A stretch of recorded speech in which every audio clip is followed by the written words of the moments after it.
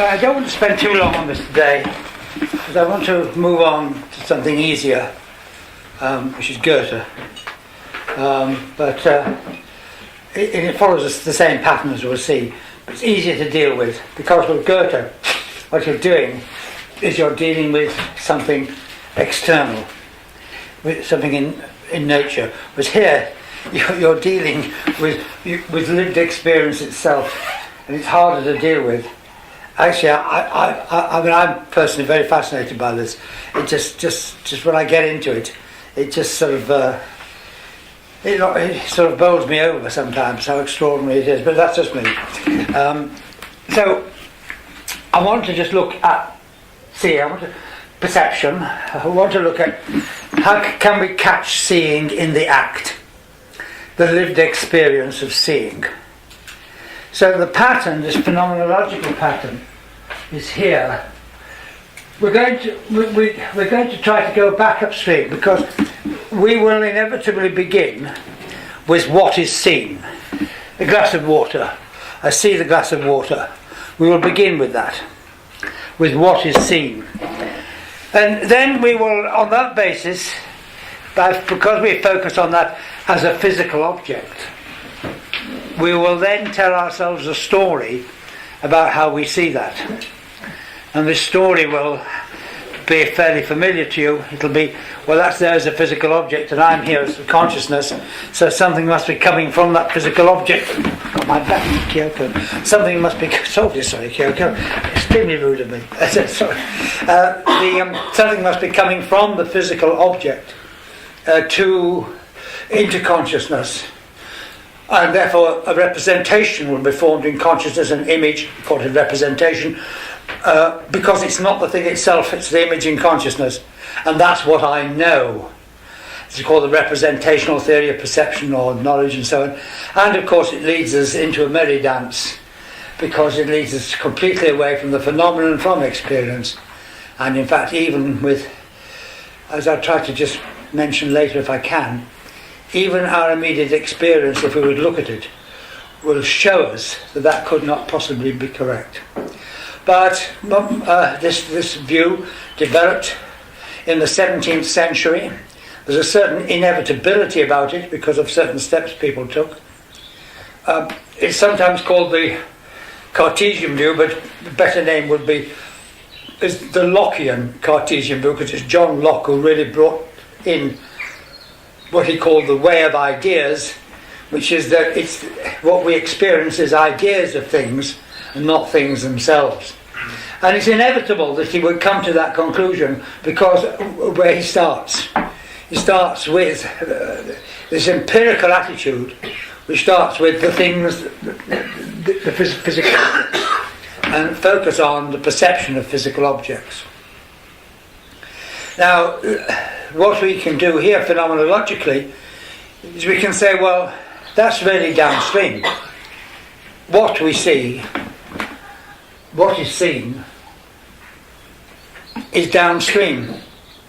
So what we have to do is to try to shift the position of attention within experience, to go back upstream. Time for some exercise. To go back upstream from what is seen into the seeing of what is seen.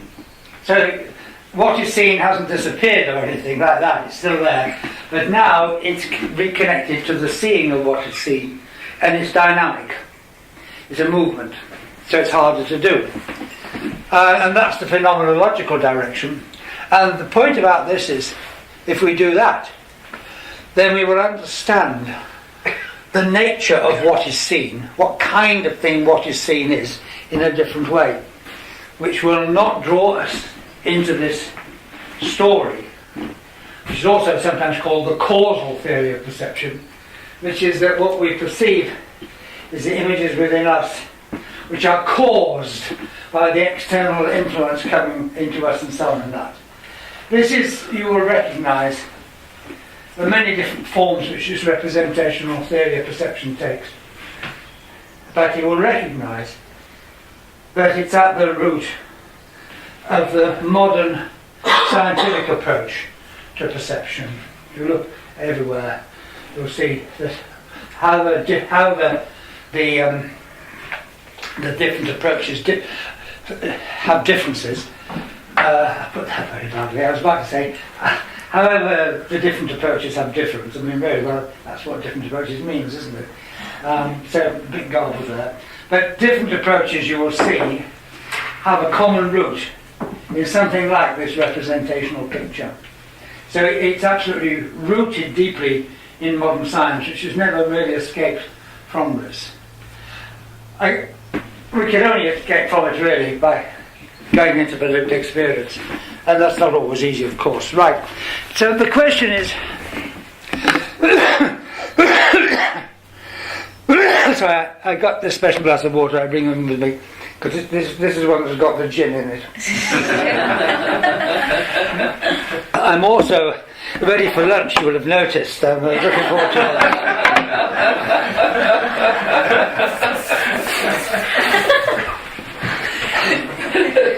So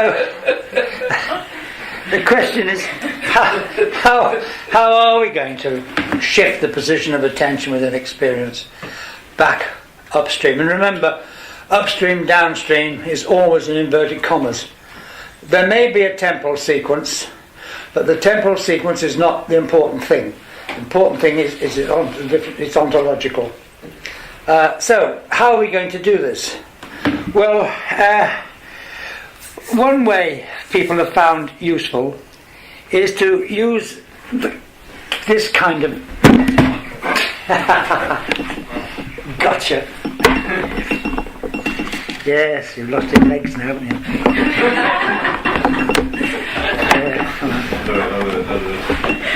That'll do it, it's alright. Kind of be pointing at you.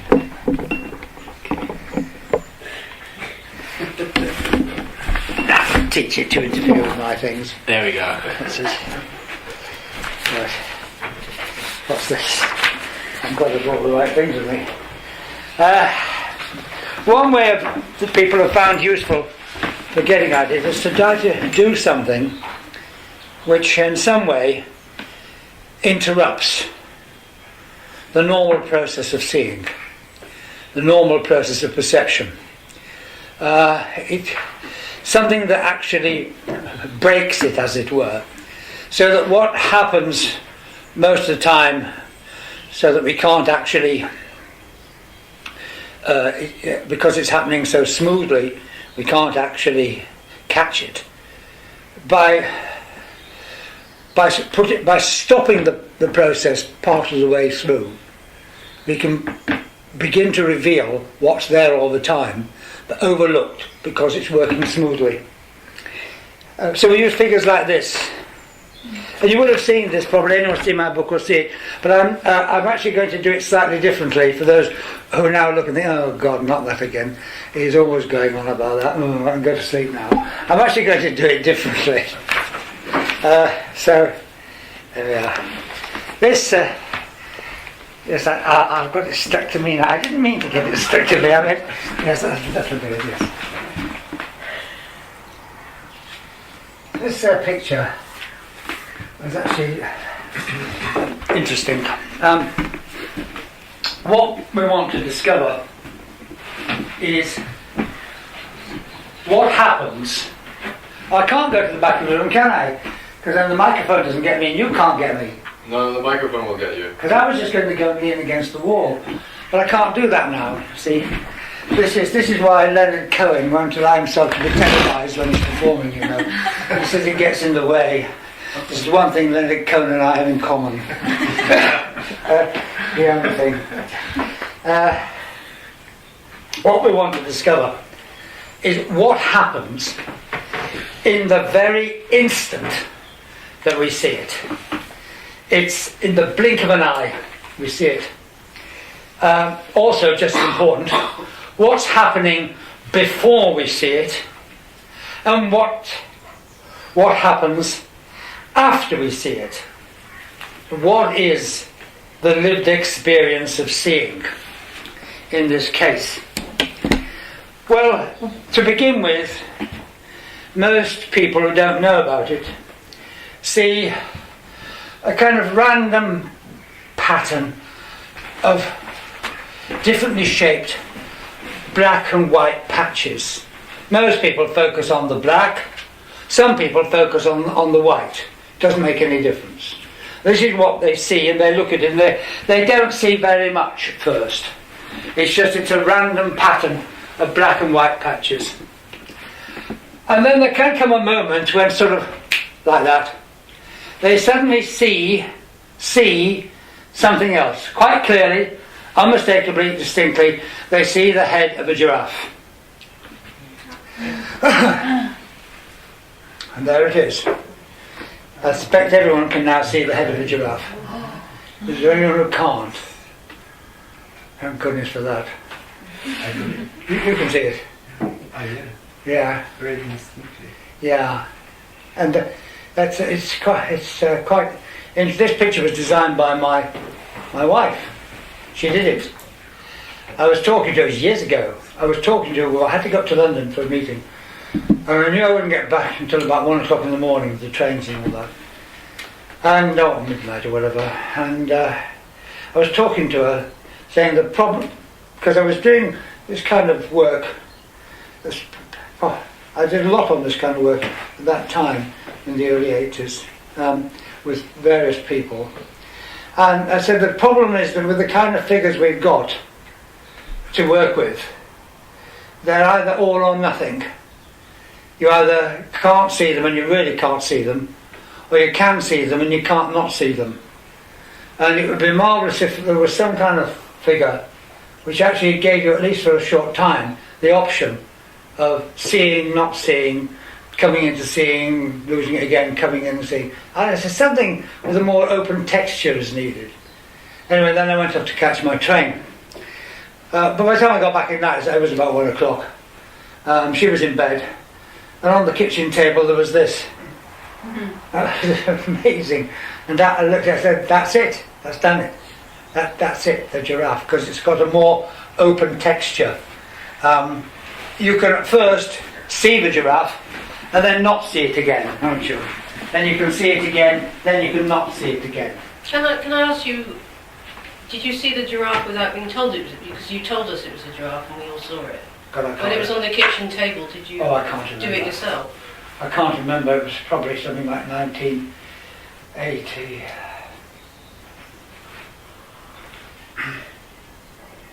It was probably about 1983, 1984. That's far too long ago for me to remember that. I actually don't remember. I just don't remember. Yeah. Interesting question. I don't know. Yeah. Did anyone now see it without Before? Yeah, I did. I saw the giraffe instantly. Who saw the giraffe instantly? Who didn't see the giraffe instantly? You've not been reading my book. Can I ask you a question? This is a very famous image. It's wonderful. This isn't a famous image. Yes, it is. We know about this in our part of the world, but it's nice to know who the Well, I must tell her. originator is. Well, it's always referred to in my book. Every time it's mentioned, use that as a footnote saying it's my wife. No, this is famous. But I have a question. My question is, what troubles me is, now that I've seen the giraffe, all I can see is the giraffe. Yeah, well, that's fair enough. Yeah. The thing is, don't worry about it. Okay. That is good. These things are actually there to be used, and they don't work forever. And once you've seen it, it's sort of lost, as it were. Yeah. But there's always enough people, its use is lost, there's always enough people in a group like this to find that there are some people who haven't seen it at first. In a moment I'll look at something else which is rather different. There's always enough people who haven't seen it and then do see it. The important point is for what happens in that transition, in that moment when you do see it. Or let's put this another way. To begin with, when this first happened, there were some people in this room who saw a giraffe immediately. No problem. But there are other people who didn't see a giraffe and did so when their attention was drawn to it. Now, I spoilt it because I haven't got time to do this. It's a short week But what I used to do with people was just simply wait until people had the experience. Yeah.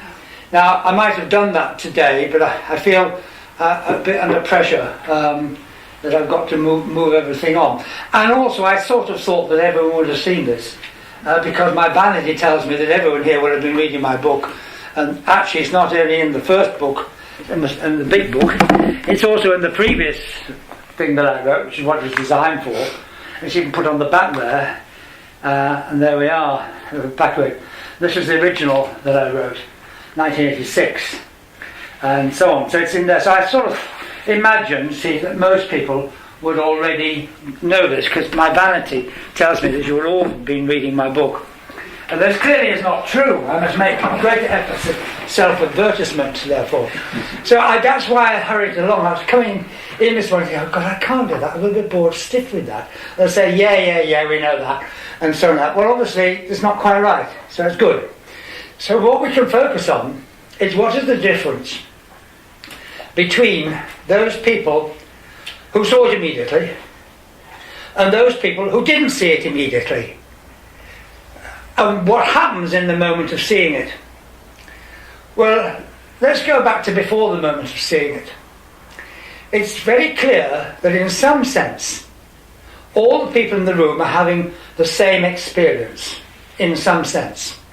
Because there it is, what we could call the visual experience you're having, the purely visual experience, what we could call, therefore, the sense experience or the sense perception, is the same for everybody, in this sense that the sensory stimulus, the light and dark, which influences the retina of your eye, will be the same for everybody, because it's the same thing. So we're all, in fact, having the same sensory experience, the same purely visual experience. But some people are having something more. Some people are seeing a giraffe. Now, if that's the case, and we're all having the same sensory experience, then it seems from that we can understand that there is something to seeing, to perception, by that I mean when we see the giraffe, that moment, which is actually more than the experience of the senses. Yet when you see the giraffe, you automatically, it's obvious to you, you just see it in a sensory way. It's just a sensory experience of a head of a giraffe. But if some people can see it and some people can't, unless we want to make the unwarranted assumption that some people have got deficient brains, which can't be true, it's not a good hypothesis to start with anyway, then it must be that the difference between those who can see it and those who don't see it at first is not a difference in the sensory experience. So what this also tells us is there's more to seeing than meets the eye. Now look, the whole point of this morning was to get that joke in. There's more to seeing than meets the eye, because what meets the eye is the sensory stimulus. And if that's all there is, then seeing doesn't happen. There's visual experience, but we learn from this that visual experience is not the same as seeing. Seeing entails visual experience, because if I close my eyes I don't see it, but seeing is more than visual experience, and therefore in seeing there is always a non-sensory factor, and that I find astonishing, because every one of us would be quite convinced that seeing is just a matter of sense experience. You open your eyes and you see. Answer, no you don't. There's more going on. And what's going on is not sensory. So this is an extraordinary discovery immediately that we've come to. We've gone a very long way. we've made a remarkable discovery, and that is that the whole common sense description of perception and the empiricist description of perception is completely wrong. Because it says everything is there in the senses, and it isn't. And we've seen that here now. So we're getting quite a long way. We may not realise we're getting quite a long way, but my goodness me, we have covered some philosophical ground already this morning. What's Sorry, next? can I ask you another? I know you want to move on, but All I want to do is keep myself connected to what I'm doing. That's all I want to do. Yeah, go on. yeah, you're talking before about understanding things as wholes, that you have to know what they are and then you see them. No, I've not mentioned the word whole yet. I know, but I have. You have. Well, you see, I'm sticking to the phenomenon. We have. We all know what giraffes look like. Yeah. And then we looked and we could see a giraffe. Now, someone who's never seen a picture of a giraffe, what would they Well, say? we'll come to that. I'm coming to that. Right. You're rushing ahead of me. I'm much slower than you. But I'm trying to do this. I'm trying to connect to the experience, which is certainly difficult. But all will be explained. All will become clear, and even more will become clear. I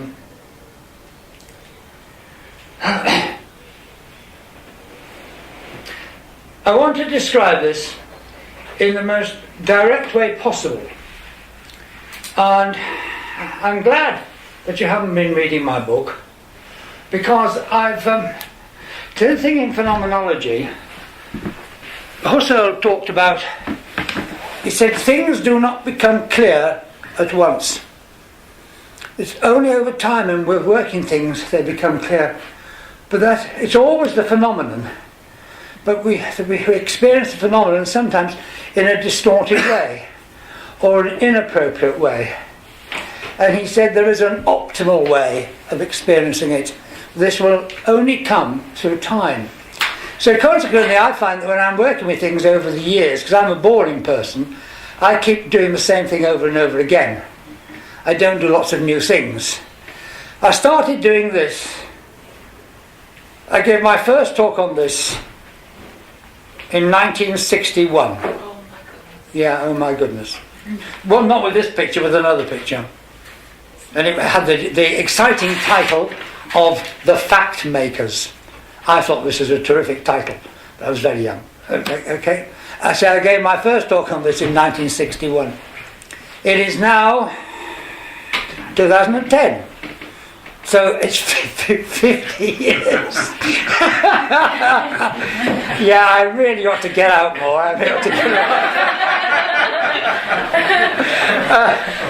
And I'm still doing it. Slow learner. And the thing is, it's because of the way of working. You go into it until you experience it, and you then try to see what it is and how to describe this in the best possible way, which is appropriate to the experience. And you can only do this by building up the experience over time. And each time I do this, it is for me, I reach a point, hopefully, where it's as if I'm doing it for the first time. And that's when it becomes real, and then I can. And so over time, I've formulated in various ways, possibly because I've been influenced by certain things. In some cases, I've done it because I formulated in a certain way because I wanted certain people to be interested in what I was doing, because I wanted to link up with them. That never has worked ever. It's absolutely amazing. It's never worked at all. And then at other times, you may formulate it differently. So the way I formulated it in the third part of the big book I wrote, I'm now pulling back from, and I noticed that I've actually gone back to the way I expressed this early in the 1980s. And I've rediscovered it, and I'd completely forgotten I'd expressed it this way already in the early 1980s. So I'm doing it in a slightly different way, for those of you who have read it. I want to just get to what is the closest description we can give to what actually happens in that moment of seeing the giraffe. What is it that we experience in that moment which we didn't experience a fraction of a second before?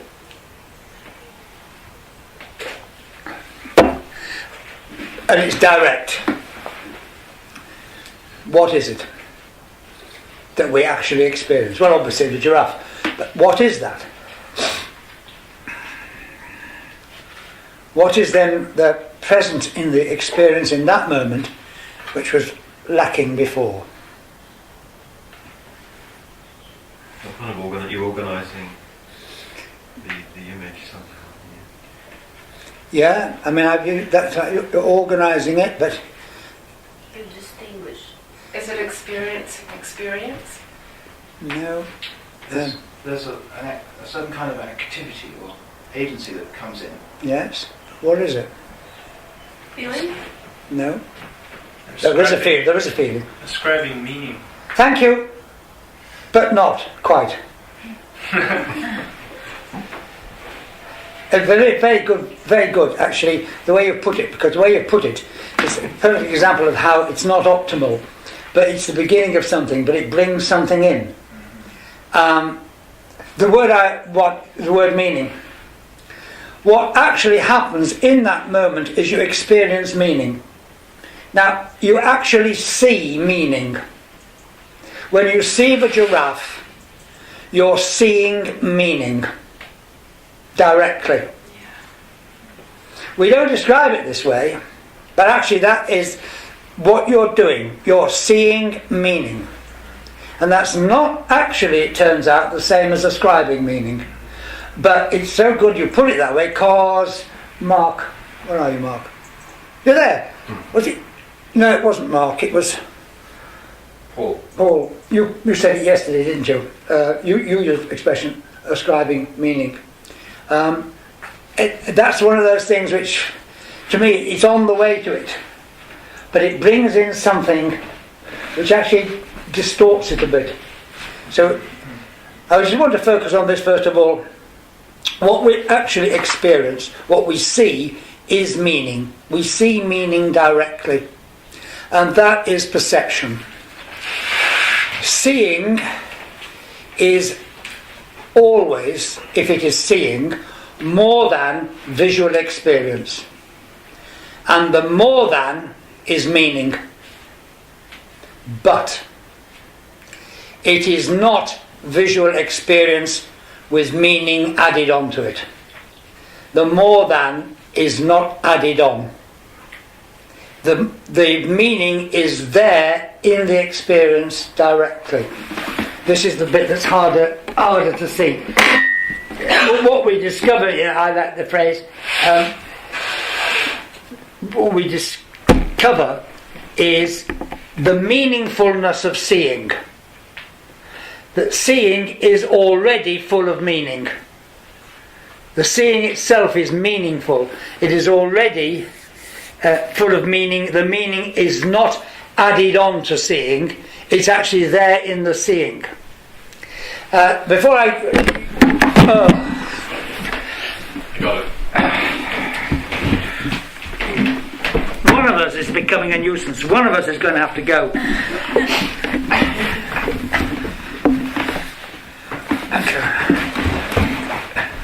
Before I just go into how I want to illustrate that, one way I find that I like putting this is this: we see the giraffe when we see giraffely. That the question is, where is the giraffe? You would say, well, the giraffe is there, but it isn't there. There is no giraffe there. There's just some. No, it's a picture of a giraffe. There's no picture of a giraffe there. It's not actually on the page. It seems to us to be on the page because that is where we see it. Now, see has to be read in an active way. We think of seeing in a passive way. Seeing is what happens when things come to me in my eyes. That's seeing. It's a passive, receptive thing. But here we find that actually seeing is a kind of act. And so we need to read the word see or seeing verbally. Seeing, it's a doing, it's a form of doing. Well, we don't usually think of it this way. Seeing, see. We see the giraffe. In that sense, we do the giraffe.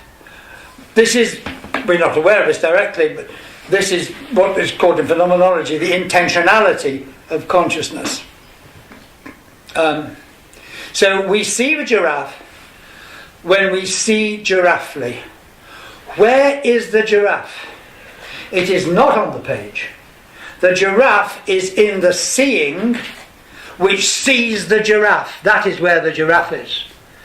And that is the meaning. Because it can't be on the page, because if it were, there would be a sensory factor, and it's not.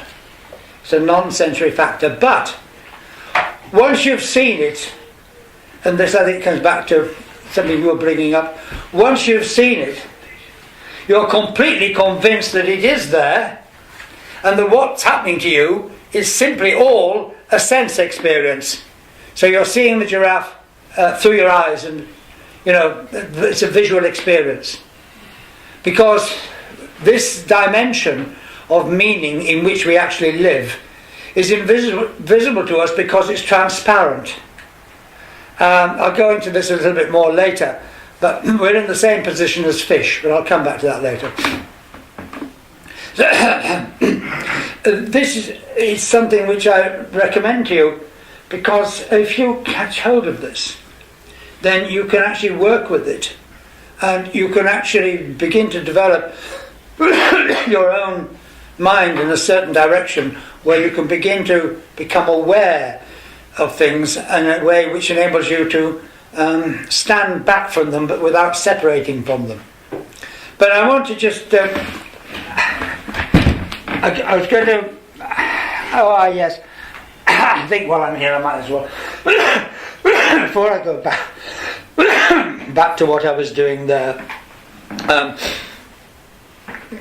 there's other things I can do here just to make it more interesting.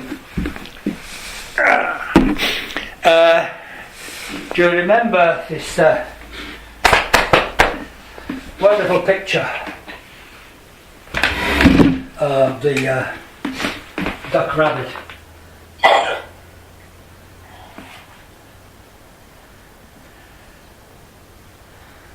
Is that the duck, is it the rabbit? I don't know. Does it work? Yes. Duck, rabbit. Now, again, through working with this kind of figure, this kind of things came in with Gestalt psychology in the beginning of the 20th century, and was worked with a lot, and it's then that people began to realise that perception was actually something very different from what they thought it had been, although in fact, long before that, Immanuel Kant had pointed out quite clearly that it was, but there were problems with Kant's formulation. And then later on in the century, this kind of thing got picked up by philosophers in Merleau-Ponty, in Paris, because Goebbels, who was associated with the Gestalt psychologists, had to leave because of the Nazis and went to Paris and gave lectures in Paris on Gestalt psychology, and they all went to it. And in this country, funnily enough, Wittgenstein, in his later work, drew on this kind of material a lot. And this kind of thing was drawn on a lot, but exploring what happens when we see. And this is where I first encountered this. I first encountered this through the work of Wittgenstein, although it was the work people who'd been influenced by Wittgenstein. Well, as I say, slap bang at 1960 and then onwards, because at that time in this country, although Wittgenstein had died in 1953, his influence was ubiquitous. And even though you couldn't understand him, it was like a kind of osmosis. Things from Wittgenstein, whether you're in England or Scotland or Wales, I do not know about Northern Ireland or Southern Ireland, but I do know about England, Scotland and Wales, then you would, in any connection with philosophy, you would be absorbing the later Wittgenstein, because people had begun to realise he was concerned with a direct encounter with experience and so on. So I feel I sort of grew up with this kind of thing. But in this particular case, we could imagine that half the room can see a duck and half the room can see a rabbit. And it's not possible for them to see the other. So you're the duck half and you're the rabbit half. So you say you see a duck, and then you'll say, no you don't, that's nonsense, there's a rabbit. Oh good, we can have a war about this now. And so Mr. Wars are formed. And then we can say, I'll tell you what, we can resolve this problem. We'll each draw what we see. So you say, right, so you draw it. Then you look and say, there you are, see, it's a duck. No, they say, you've drawn a rabbit. The whole point is you can't draw what you see, which is also very interesting. You can see it, and you can make a drawing, but that is not then a sense experience which will give it to you. So it's the same here, it's the meaning. You see, some people see the meaning they see as duck, some people see rabbit. Our big problem perhaps will be that we tend to think of meaning as something intellectual, but it is not. It's much, much, much, much more fundamental than that. And the intellectual meaning is actually an abstraction. It's a secondary abstraction. The primary meaning is the lived meaning. The primacy of meaning is the fundamental theme of modern philosophy. That meaning is there directly in experience itself. Experience is already meaningful. But this is not the meaning that people look for. It's not the question of what is the meaning of something. It's the meaning which is something. The meaning which something is. So when you see the giraffe, the meaning you see is that's the meaning that is the giraffe. It's not what is the meaning of these marks on the page. They have no meaning. They're meaningless. But the seeing is meaningful. I hope you can sort of follow that. But let me amuse you with something more difficult. There we are, this is fun.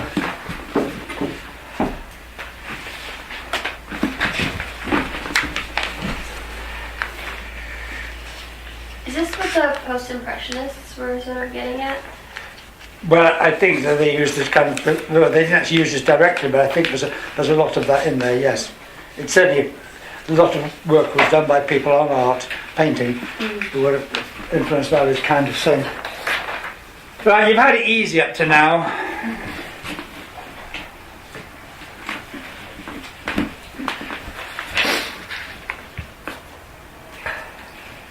I'll give you a few moments to see that.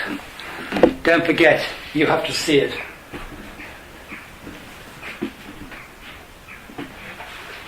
I'm just getting out of the way.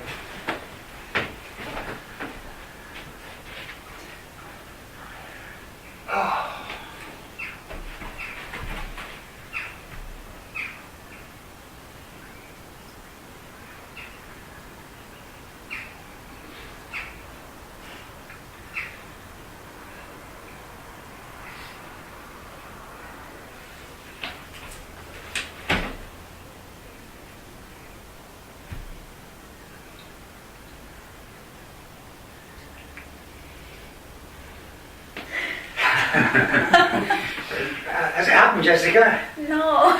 I didn't think so. Stand back a bit. Yeah, maybe. Yeah, you won't I get from that side. Come and join me at the back. It's quite nice down over here. I'll move out of the way. Plenty of room, yeah. You see.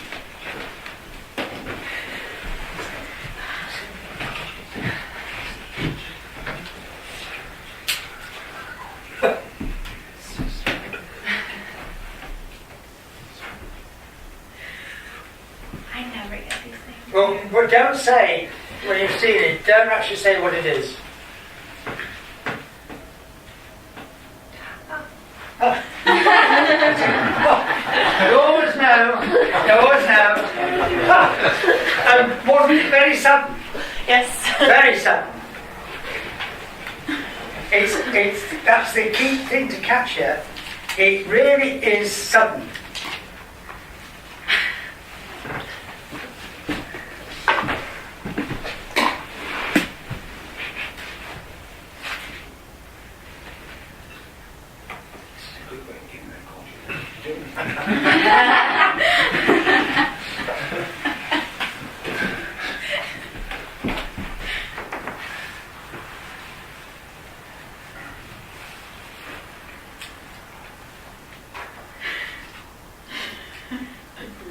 Can I just ask, I'll come to the front now, so otherwise I'm divorced from this photographic process, which is so stimulating.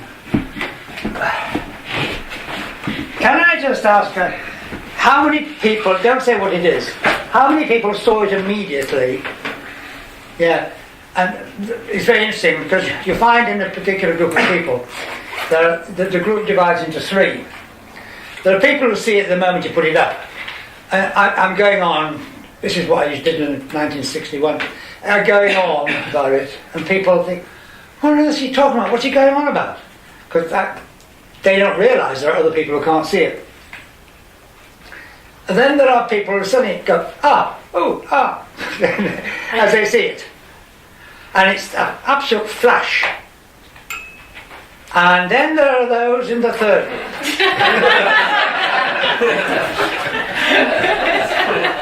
who don't see it. I had a friend who couldn't see this at all. And he couldn't. And he got a very large one made of blow up, and he put it on the ceiling above his bed. Oh, how wonderful. And he couldn't see it. And 3 months, one day it suddenly hit him. And I never had the heart to tell him because I discovered, because I'd forgotten.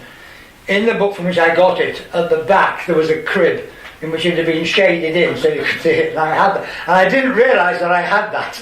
I never dared tell him that I actually had that. But I haven't got that with me today because I've got it on overhead projectors, because the one thing that Sir Roger Penrose and I have in common is that we both like to use the overhead projector. And there, the commonality between us ends. He is a genius, and I am a plodder. But I don't use the overhead projector now because it causes so much fuss.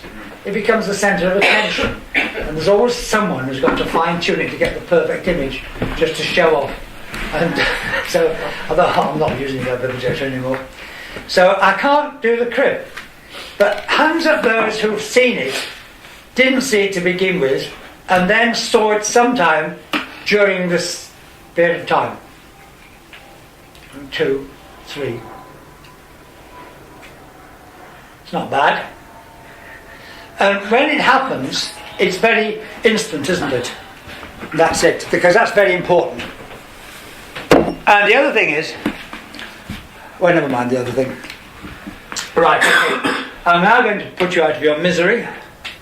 It is the head of a man who is looking at you. Oh, but I saw it. What? I thought I was looking for something. No, but you saw it straight away. I so can't see. Oh. What? But it's just More support, please. Yeah, well, I'm going to give. Slow down. I'm going to give you it. Don't worry. I won't leave you in despair. I see now. I see now. Just the top part. Yeah. Yeah. I thought I was looking for something else. Yeah. Okay. Well, that can also happen to people. Now, I used to say it's like medieval depictions of Jesus, but actually now I realise it's more like Che Guevara. Do you call him Che? Che Guevara. That wretched coaster you can't get away from. And there it is, Che Guevara is looking at you. Che Guevara, isn't it? It's not Che Guevara, no. Oh. I'm trying to help you. Oh. Can you see it? No. Oh, well, I can see you. Oh, yeah, you can see me, yeah. You better go and sit in the middle or stand in the middle or lean against the back or something. It's up to you what you do, but the head is here. No. Eyes, eyes, nose. No! Yes!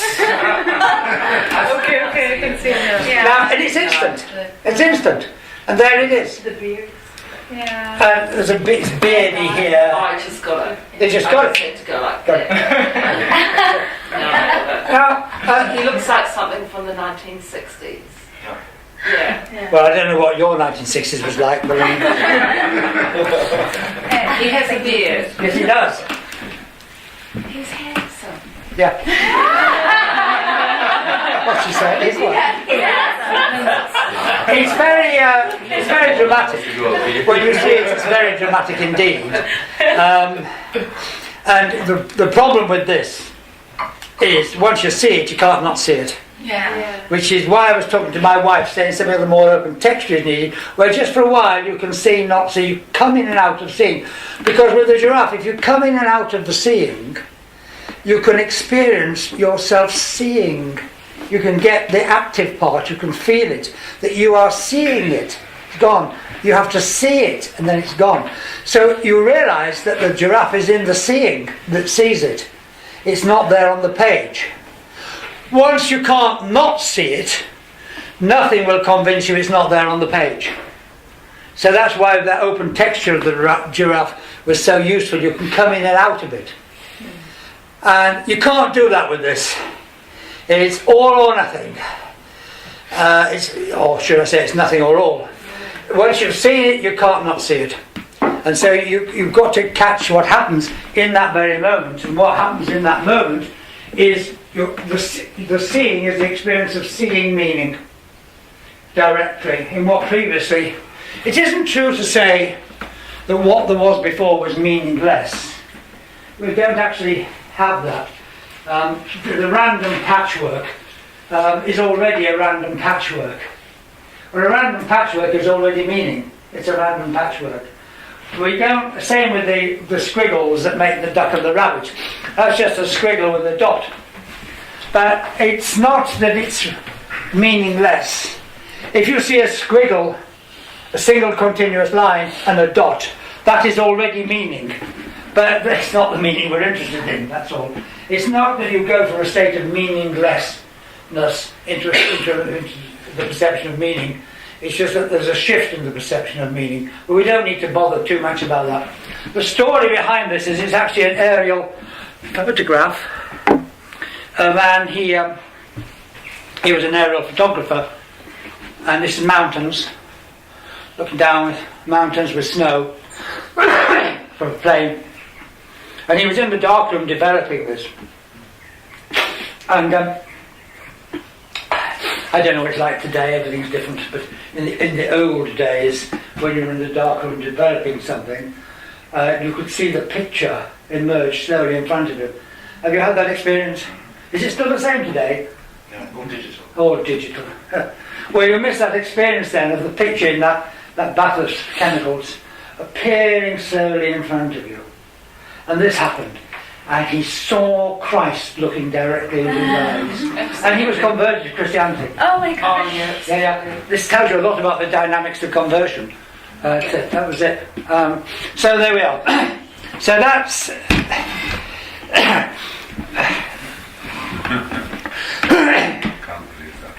There's a alternative picture there. It's not as clear, but by tuning into the alternative picture, it disappears the man's face and going to the alternative picture, which is like a Bedouin individual with a like this. If this is a blank face, and this is the like a Tuareg person with this being the head here with wrapped in clothing, and this is, I guess, possibly an arm or some other extension of the clothing. But it was what I was seeing first. It wasn't clear enough. I realised it wasn't what I was meant to be seeing. Okay. But with having that alternative picture, I can tune into that and lose the face of the man. Yeah, there's also another face there as well. Can you see it? Yeah. Like, it's right here. Eyes. Mouth. But this is very interesting because there will be other possibilities there. And again, that's very valuable because with that you can have the experience of you can catch seeing it in an active doing kind of way. And that's the important thing from this. That's what this is about. That seeing is active. It's not something that happens to us. We are actually engaged in seeing. We are actually a participant. And it's through that the meaning comes. But not the meaning of it. The meaning which is it. The meaning which it is. There's always, when we say meaning, people think you refer to the meaning of something. It hasn't got any meaning in that sense. It's the meaning which it is. We're actually seeing meaning directly. And of course, the thing is, we can be mistaken. We can see, this is not to say that everything is subjective, because we can see something and that turns out to be inappropriate. It actually wasn't that. And then a correction can be made and there's a change in the meaning. There are hallucinations, there are mistakes that are made in seeing and so on. This does not mean to say, I'm not saying that everything is subjective, very far from it. Of what we do through interaction with the world and with other people, that's exceptionally important, our interactions with other people. This is at a stage before discussion and dialogue and intellectual stuff, that we learn to see what is there more optimally, and so on. So that's the key thing here. What I want to now do is go back slightly. I think I'll go back. Yeah, I'm going to go back to Wittgenstein's knife and fork. The point that is made is this. It's very simple. If I hold those up, what do you see? You see a knife and fork. Excellent. Now, Wittgenstein points out, you do not see physical objects which you see as knives and forks. You actually see knives and forks. Now, when we describe this, when we think about it, we do so as if we see physical objects to which we attribute the meaning knife and fork. We separate the meaning from the experience as if we added that meaning on to what we experience directly. So we would talk about seeing these objects, physical objects, as knives and forks. Now, so what Wittgenstein says is that it's not as, because the meaning, this gets complicated. Seeing is not. Let's take this down.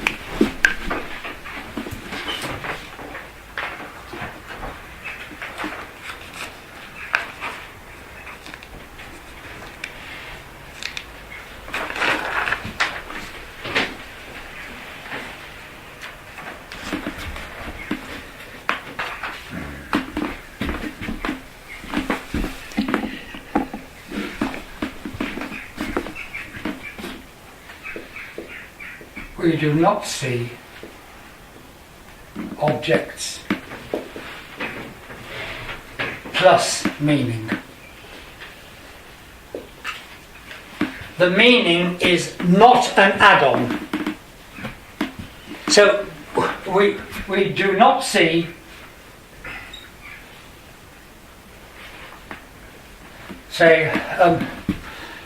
well, actually, we do not see. What I want to put that down.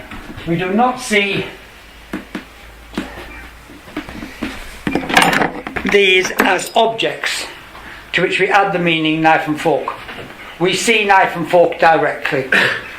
So for Wittgenstein, he says,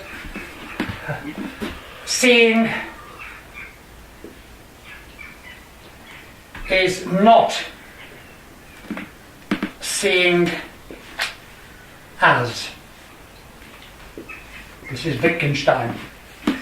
Seeing is not seeing as. We do not see something as something. We see it directly. But the moment we describe it, and it's actually, if you go this, it's holistic. The actual experience itself, which is the meaning and the visual experience, is one whole. And we also now know this, it emerges from this recent work I was mentioning on the brain and so on the right brain, that it is in fact so. It's very interesting. And a very short fraction afterwards, it falls apart into the sensory plus the meaning. They're separate. So when we talk about it, we separate them. If we just describe it or think about it afterwards, we separate them. And that's the representation. We represent the experience in a way which is quite different to how it was present. When in present, there's the coalescence of the visual experience of meaning. It is a unitary experience, which is one whole. The moment afterwards, a fraction of a second afterwards, it is represented. And this comes through the other half of the brain in a way which breaks it apart into two components. So it looks like the meaning is added on to the visual appearance. And the experience you've just been through shows you that it isn't, because you could sit there till the cows come home adding on meanings you fancy, but it wouldn't enable you to actually see that. It's not, when you see it in that instant, that's not intellectual. You didn't intellectually add on a meaning.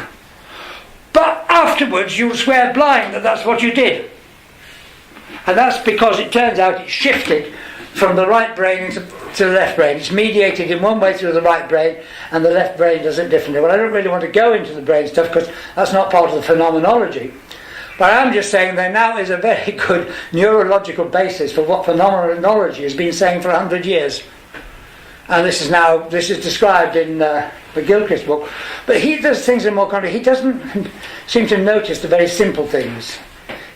He's good, but he doesn't notice how to do it, because I think he hasn't done it. But anyway, never mind. I can fill that in. So now it gets complicated. Because if you're in England, you must never talk about seeing something as something. You just see it, says Wittgenstein. You just see it. You don't see it as something, you see it. And when we come to European philosophy, then we have that all seeing is seeing as. Which contradicts that. In European philosophy, it said all seeing is seeing as. But why doesn't that contradict it? Can you see the trick? It's a hyphen. It's a hyphen. The as is taken into the seeing. This is one whole. And so when the European philosophers say, as Heidegger does, all seeing is seeing as, and then they come and say, oh, you should have heard Wittgenstein, then you'd have realised how wrong he is. Seeing is seeing, not seeing as. Actually, they were saying the same thing in opposite ways. And this is a very good example of how you have to learn to take things in the sense in which they are intended and not in the actual expression. You must take things in the spirit and not in the letter. But in any case, it's not too hard, providing you remember to hyphenate it, seeing as. So the as is taken into the seeing itself, which is exactly what Wittgenstein was saying. It's there in the seeing. Now, it's very interesting. That's the confusion. This very first course that Heidegger ever gave, it was in 1919. It was called The Idea of Philosophy and the Problem of Worldview. And Heidegger was an absolutely magnetic speaker.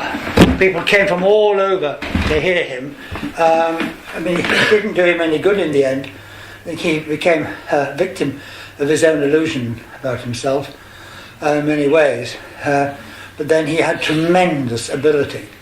And when Heidegger gave a lecture, people just felt that they were transported into another world. And he made people see what their own immediate experience was. So it was like it was directly in front of them, and they could recognise it and so on and that. People came from all over Germany to hear him. He had a fantastic reputation. By the time you get to his first published work, Being and Time, as I said, it was a shock to those people who knew him. They didn't like it. They said, what's he done? It's like swimming through wet sand. why has he done this? And he did it in a different way. But he had his eye on the whole Western philosophical tradition by then. His ambition had become tremendous. He wanted to transform the entire Western philosophical tradition. So he changed from meaning to being. But it has been realised more recently, when he says being, he means meaning. And because he wanted to get this whole philosophy of being transformed. And he saw himself as the man to do this. And he gives a clue right at the beginning of Being Time. But anyway, it was very confusing to people. They didn't know what he'd done. And they said, what's up? And they were very disappointed with it. And they said it's as if he's had a philosophical system hidden in his back pocket all the time. And he was against all systems. So later on in life, he said he thought perhaps he'd tried to go too far too soon. So there was a moment of self-reflection. And it's very confusing. Well, that's all we had to go on. Now, they published, and he instigated this, all his early lectures are now being published. Many of them have been published, many of them with extremely misleading titles. The clearest introduction to Heidegger ever is a series of lectures given in 1925 called The History of the Concept of Time. I didn't look at that book for several years because I wasn't interested in following up the question of time. Turns out it's got nothing to do with time. Time is mentioned in the last chapter. And the whole book is a brilliant exposition of Heidegger's phenomenology of the lived world. It's astonishing. These are lectures that he gave. And he prepared his lectures with huge attention. Days and days he spent on a single lecture. And he always summarised the next lecture and always made sure that the students could understand. This is completely different from his published writings. But now that these early works have been published, and they were there in manuscript form, and in the last few years of his life he drew this to people's attention, and they had to be typed first of all, and then organised because they were all over the place, and then they were published, and then they were translated into English. By about 1990, suddenly we could begin to understand what Heidegger was really doing. And anyway, some of it is very clear, but this is the first thing he does. And in this, he talks about what he calls the environmental experience. I only want to read one quote. I probably didn't need to say all that because I haven't got time to do all the things that he does. But he says here,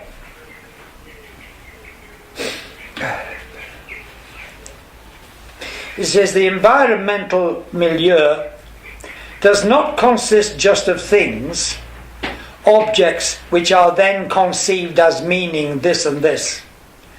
Rather, the meaningful is primary and immediately given to me without any mental detours across thing-oriented apprehension.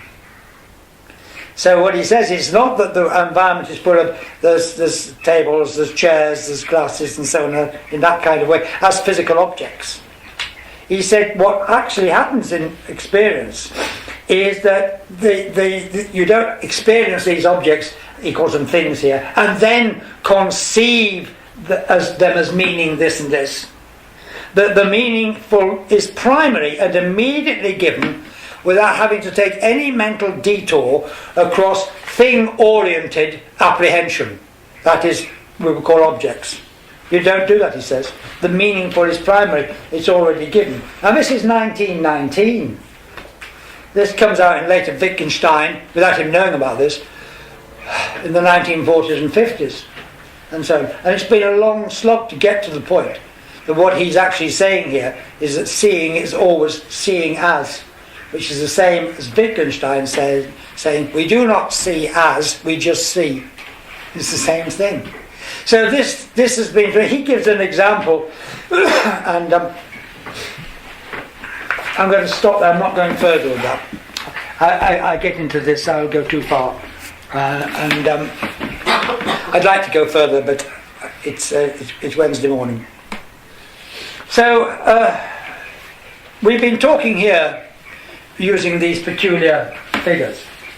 But in fact, that is what everything, as you gathered, what everything around us is like.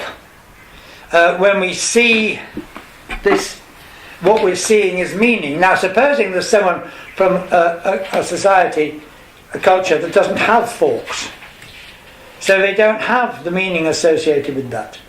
What happens if you hold that up? they do not see a fork. There's nothing wrong with their eyes. They cannot see a fork, because that meaning is not culturally available to them. So they cannot see a fork. And yet, the sensory stimulus that they will have will be the same as the sensory stimulus that you have who are showing them the fork. Does that mean that they will see something meaningless? They will be puzzled, and they will seek within their own terms to see this meaningfully. And they may suddenly, they'll be in this sort of position. And something may suddenly click in for them, and they will see a specialised digging tool for certain kinds of roots, let us say. Who knows? And then they will see it and say, yes, I see what that is. I see what that is. I see the meaning, which it is. But they couldn't see what we see. And yet we're both having the same kind of experience. So when we are going around the world, because we are living in the world, what we're actually experiencing all the time, which we think of as seeing objects, we're not seeing objects at all. We're seeing meaning all the time. We live in meaning. We are like fish who live in water. We live in meaning. We live in an ocean of meaning. As we're sitting here now, we're all living in an ocean of meaning. But it looks like we're living in a world of physical objects. That's the point to get to. People start off by describing things. They say the world is all the objects that are in it. No, it is not. The world is the ocean of meaning in which we live, and from which physical objects are an abstraction.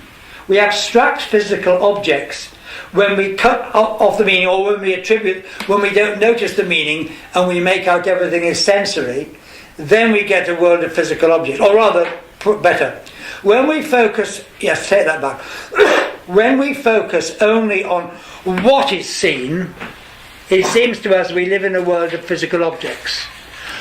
When we can go back upstream into the seeing of what is seen, we discover that this is actually a world of meaning in which we are living like fish are living in water.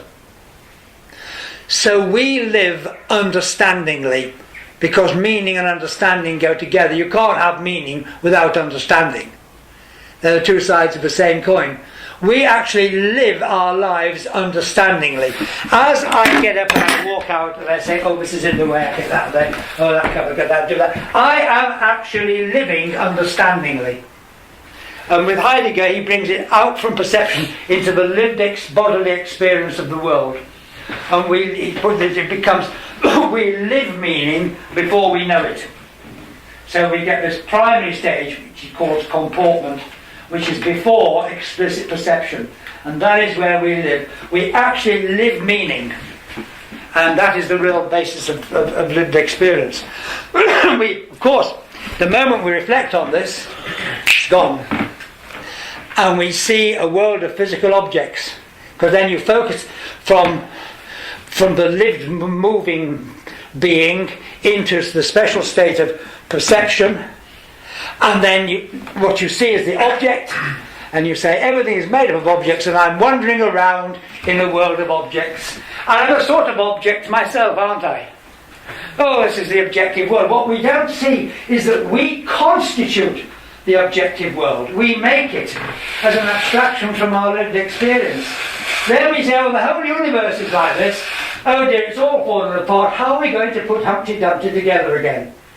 But actually Humpty Dumpty was together in the lived experience. Because in lived experience, the meanings aren't separate. All meanings are interrelated by internal relations. So we live in what Heidegger called a contexture of meaning, a fabric of meaning. I like to think it as an ocean of meaning, which everything is interconnected. And this is where we live, move and have our being. And that's our daily life. From the moment we wake up to the moment we go to sleep. But not one of us is aware of it. We think of ourselves as objects moving up, subjects moving around in a world of objects, and we think of the subject as a special kind of object.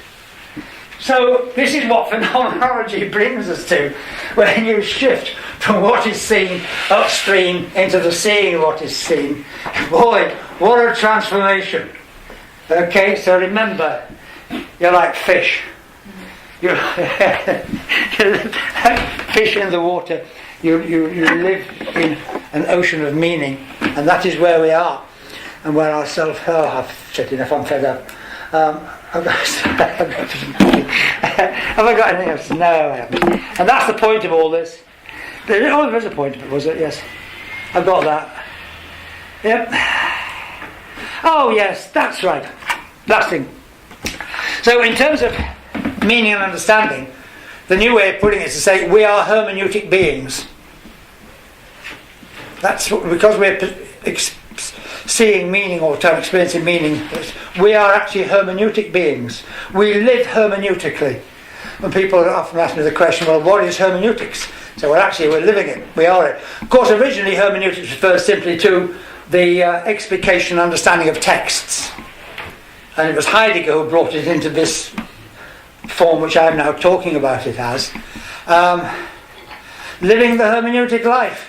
That's what we are, but we don't realise it. There was something else I was going to say there, but I can't remember what it was now. It's all beginning to disappear from me. Oh yes. Now in science, what happens is understanding comes before knowing. Therefore, we live understandably before we know. So understanding is primary, and so the hermeneutic picture replaces epistemology, because epistemology is secondary. Epistemology bases everything on the perception of physical objects. But before that, there comes the lived meaning, which is the hermeneutic dimension in which we live. Now, the reason why we've based everything for 300 years on the perception of physical objects is because of the huge explosion of science and its impact on us. Because science is concerned with the perception of objects as physical objects. Therefore, epistemology has become the dominant thing, theory of knowledge. But actually, it's secondary, it's derivative. And what's primary is really, it's like reading the world. The world is like a text. These objects that we see like that, that's really like a cipher. Oh, not cipher, it's called a symbol. No, I won't do that. I won't do that. I'll leave that there. I think you've got the point. And that's been the big change in the 20th century. Has been the they don't talk to the English about this. The relegation of epistemology to the second league, football analogy. The second league, the downgrading of epistemology, and that the hermeneutics of lived experience is primary. So a huge shift has taken place. And I hope I've shown you why this is necessary and given you some clue as to why epistemology is secondary. But all the problems that come up with epistemology can't be solved in its own terms. You have to come back to this deeper primacy of meaning. That's an awful lot for you to take in, isn't it? I don't know if you feel as lost as I do at the moment. But, good God, it's 11:20. What are you doing keeping me here like this, Stefan? You're just too interesting. Can I ask a question which you probably find annoying? No, I don't find questions annoying. It's just I do have this problem that I have to connect with what I'm doing, and I find it very difficult. So sometimes questions are really helpful because it actually brings out a point. Well, tell me if it isn't. You don't have to answer it. That's fine. I'm not connected now. I'm thinking of coffee. Oh, okay. Right. So I won't answer. You can ask a question because I'm disconnected. Okay. I've unplugged myself. I mean, the giraffe and the fork are both objects that we've made. I'm thinking about mountains or plants. I know you're going to come to Goethe. You're going to connect to Goethe. But the naive question I have is the meaning in a natural object? Is it coming? Is it actually in the plant or in the mountain itself? Is there some inherent meaning there? Is it radiating meaning? And do we? Is this primary perception of ours a sort of conversation between ourselves and the animate other or something? What about? Or is it? Well, that's my question. Was it? What a great pity you couldn't be here yesterday. Yeah. Because this is exactly what we did with the work on muscular dystrophy, wasn't it? Ah. Exactly this point. I remember. Yes. From the That we actually, I won't be able to get it now. I wrote it. I think I may have written it down. I don't know where I've written it down. I've got my notebook all muddled up because I started to do it backwards. I didn't mean to do it backwards, but something went wrong. I think I've written this down. Oh yes, I have. There is a process. There is a process of reciprocal responsive evocation in which the world calls forth something in me, which calls forth that in the world which called it forth in me. That's appearance. And the diagram I have been, it's like this.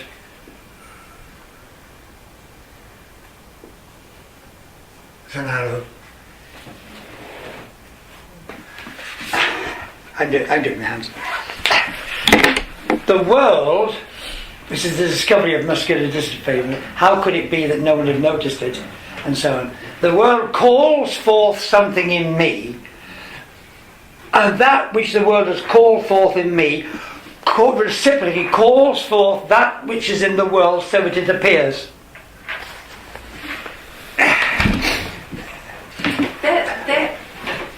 I'm sorry, what I'm hearing is then there is no separation. There's no separation.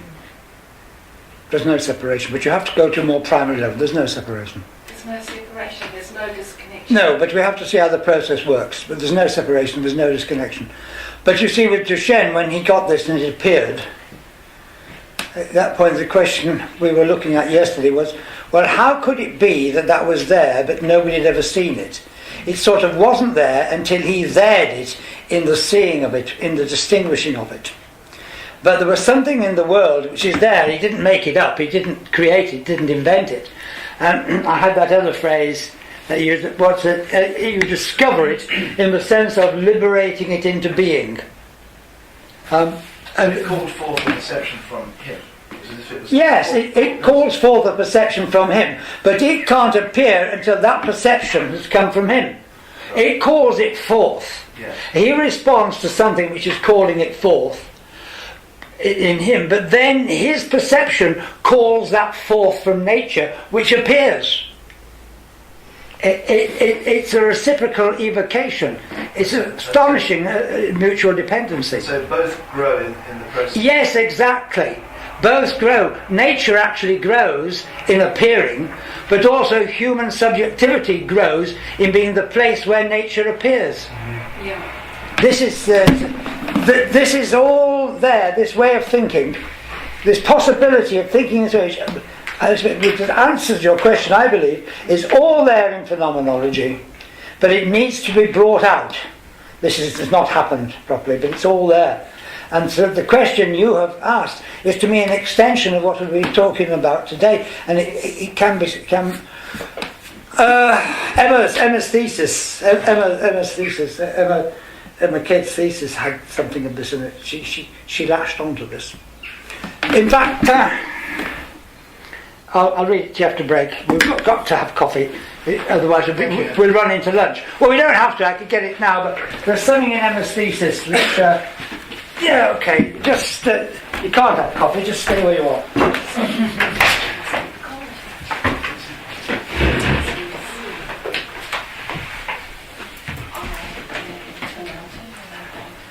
Did anyone copy down the entirety of the world calls forth something in me? Grow through. Yeah, so it's a thesis. It's some brilliant work on the nettle. We need each other to become. This is it. A phenomenological inquiry, as conducted with Goethean methodology, is a form of dynamic engagement with the world. A dynamical doing by dynamical seeing. It allows you to see the whole within the parts and brings the world to expression. Now, this is it. In bringing a phenomenon to expression, perceived qualities have to be expressed, but also simultaneously expressed to be perceived. As if the phenomenon is an active subject that reaches out to us. This calls for a hermeneutic understanding this calls for a hermeneutic understanding of expression as a reciprocal dynamic process, with perception and expression being intrinsically related. But the whole thing is bringing a phenomenon to expression, perceived qualities have to be expressed, but also simultaneously expressed to be perceived, as if the phenomenon is an active subject that reaches out to us. Now, that's terrific. That's what Emma did. And she obviously came to this. When I read that, I thought, God, I wish I'd written that myself. So good. Well, it's that kind of thing. So this kind of work is being done here at Schumacher College. This is an extension of this, obviously, to do with nature. I actually believe that it's possible to formulate your question very, very clearly. Believing it is one thing, being able to do it is another. But I actually also think we touched it yesterday.